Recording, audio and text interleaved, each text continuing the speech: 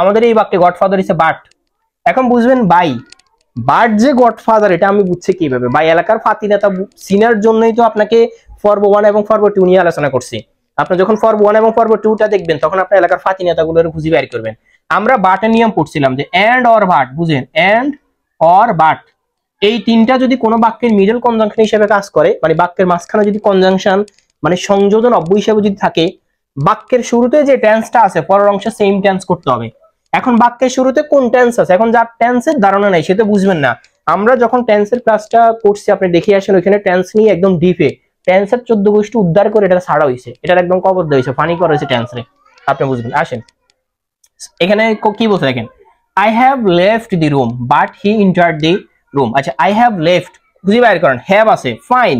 Have এর পর আমরা দেখতে পারি, আমরা জানি হ্যাভ অথবা কি হ্যাজ, এটার পরে যদি ভার্বের বি3 থাকে, হ্যাভ অথবা হ্যাজ, এটার পরে ভার্বের কি বি3 আছে।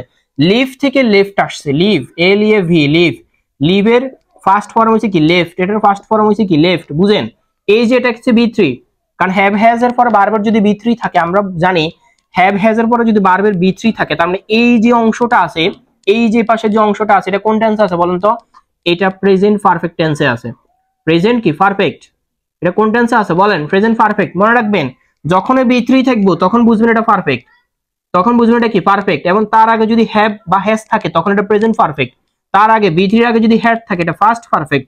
বি3 এর আগে যদি উইল হ্যাভ অথবা শেল হ্যাভ থাকে তাহলে এটা ফিউচার পারফেক্ট। এটা আমাদের টেন্সের ক্লাসে বোঝানো হয়েছে। আজকে এটা 14 গোষ্ঠী উদ্ধার করবার জন্য মেজাজ গরম, ভালো করে দেখেন, না পারলে পিঠা খাইবেন। এরপরেও যারা রাইট ফর্ম ভার্ব নিয়ে বলবেন যে কনফিউশন স্যার পারি না বুঝি না, এন পিঠা খাইবেন। পিঠা মানে মোবাইলের ভিতরে কাপ ভাঙি পিঠা দেবো। তাহলে আসেন বুঝেন, এই পাশে আমরা কি দিছি? Present perfect.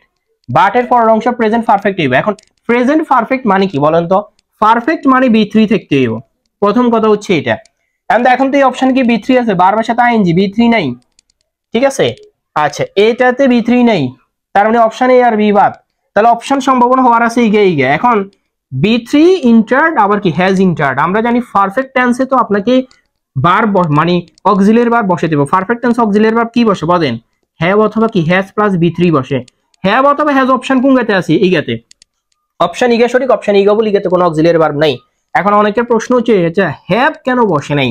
যদি কোনো কারণে অপশনে যদি হ্যাভ থাকতো, যদি থাকতো হ্যাভ ইন্টার্ড, তাহলে কি উত্তর হইতো? নো। মনে করেন এই অপশন 2 থাকলে উত্তর হইতো না, কারণ আমাদের হি আছে। আমরা জানি হি এর সাথে কি বসে, এই যে আপনি বুঝেন হ্যাভ অথবা হ্যাজ, আপনি হি এর সাথে কি বসাবেন? হি হচ্ছে মানে একজন, থার্ড পারসন সিঙ্গুলার নাম্বার। আমরা জানি সাবজেক্ট যদি থার্ড পারসন সিঙ্গুলার নাম্বার হয়, ভার্বটাও থার্ড পারসন সিঙ্গুলার নাম্বার হবে। এই যে দুইটা ভার্ব আছে এই দুইটার মধ্যে সিঙ্গুলার হচ্ছে এইটা, কারণ যে ভার্বটার সাথে এস থাকে সেটা হচ্ছে কি সিঙ্গুলার। আশা করি বুঝতে পারছি।